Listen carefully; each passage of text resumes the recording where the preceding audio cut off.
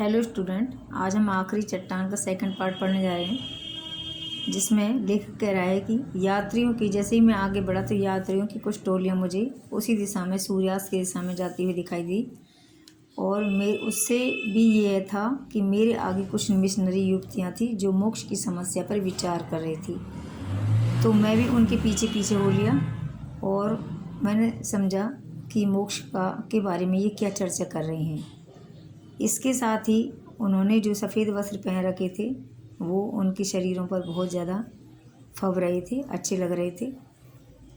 तो ये मोक्ष का रहस्य तो अब बीच में ही रह गया। और लेखक कह रहा है कि हम लोग जो रास्ते में और जा रहे थे वे सब टीले पर पहुँच गए जो रेत का टीला बना हुआ था, मतलब सैंड हिल। तो लेखक ने वहाँ जाकर क्या देखा कि वहाँ पहले से 8-10 नवयुवतियाँ थीं, 6-7 नवयुवक थे और 3-4 है जो 2-3 है जो गांधी टोपी वाले व्यक्ति भी थे। वे सूर्यास्त को देख रहे थे और उस समय वहाँ पर गवर्नमेंट गेस्ट हाउस के जो बैरे थे उन्हें उस समय की कॉफ़ी, सूर्यास्त के समय की कॉफ़ी पिला रहे थे। हो सकता है कि वो वहाँ पर उस गेस्ट हाउस में ठहरे हुए हों, तो इसलिए वो उनकी सेवा कर रहे थे। उन लोगों के वहाँ होने से सैंड हिल में काफ़ी रौनक थी, क्योंकि भीड़ थी। कन्याकुमारी का सूर्यास्त देखने के लिए विशेष रुचि के साथ रंगों का रेशम पहना हुआ था। उन्होंने ऐसे रेशमी वस्त्र पहने हुए थे जो समुद्र की हवा के साथ हिल रहे थे।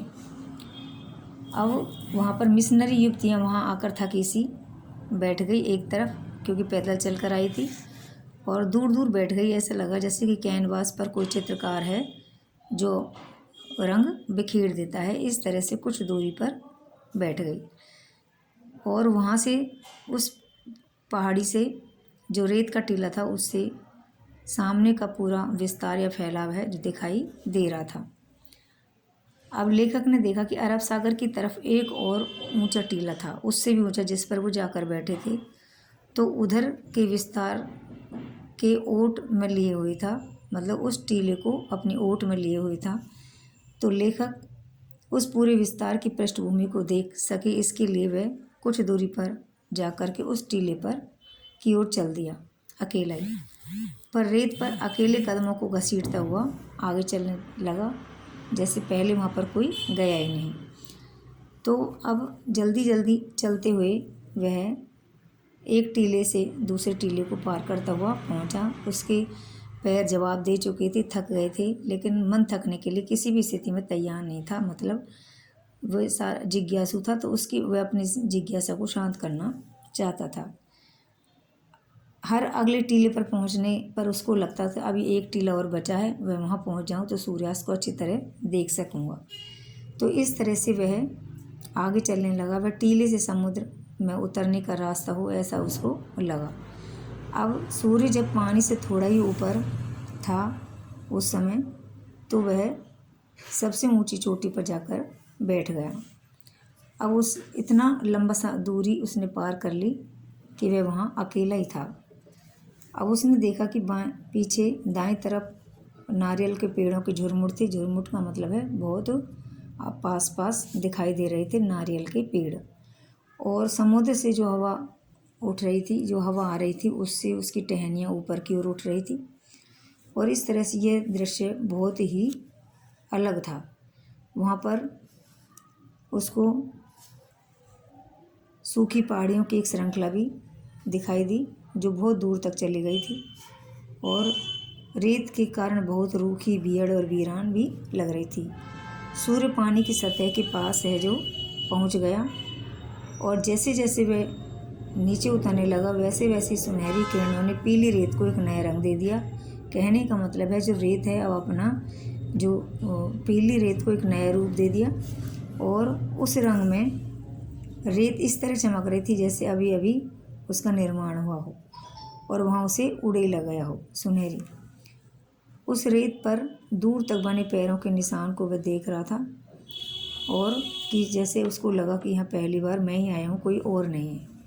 इससे उसके मन में एक सिहरन सी और उदासी भी घिर आई कि यहाँ मैं अकेला हूँ और कोई मेरे पास यहाँ नहीं है। सूर्य का जो गोला था वह धीरे धीरे पानी की सतह को छू गया। छूने लगा। पानी दूर तक सोना ही सोना। जैसे नीचे गया वैसे, क्योंकि छिपता हुआ सूर्य भी लाल ही होता है और उगता हुआ भी, तो ऐसा लगा कि जैसे सोना ही सोना बिखर गया हो। वह रंग इतनी जल्दी बदल रहा था, पानी का रंग इतनी जल्दी बदल रहा था क्योंकि वह जो सूर्य है जल्दी जल्दी से ही नीचे की ओर मतलब डूब रहा था। तो एक ही क्षण में उसे एक नाम दिया जाना बड़ा मुश्किल था। सूर्य का गोला जैसे ही पानी के लावे में डूबता जा रहा था, वैसे ही पानी का रंग भी बदलता ही जा रहा था। कुछ क्षण पहले जो सोना बरस रहा था, मतलब वह सुनहरे रंग का था, अब वह लहू माने लाल रंग का हो गया, और उसके कुछ क्षण बाद ही वह बैंगनी रंग का हो गया, बैंगनी, और बैंगनी के बाद है फिर वह काले रंग में पड़ गया। इस तरह से पानी अनेक रंगों में बदलता हुआ दिखाई दिया। और उसी अब वह दाएं तरफ उसने मुड़कर देखा तो नारियलों की टहनियाँ हवा में ऊपर उठ रही थी, गूंज रही थी, और उसे अब डर भी लग रहा था, जो एकदम से अंधेरा हो गया क्योंकि सूरज के डूबने से। शाह पढ़कर जैसे लगा था ये तो गया। तो अब हाथ पैर लेखक है जो अपनी जगह से उठ खड़ा हुआ और अपनी मुट्ठियाँ भीजता खोलता हुआ कभी उस तरफ और कभी समुद्र की तरफ देखने लगा, क्योंकि अब उसके मन में डर बैठ गया कि अब वह ये पानी भी आगे बढ़ रहा है और मैं बीच में रह सकता हूँ। अब मुझे जाने का कोई उपाय सोचना चाहिए। Thank you.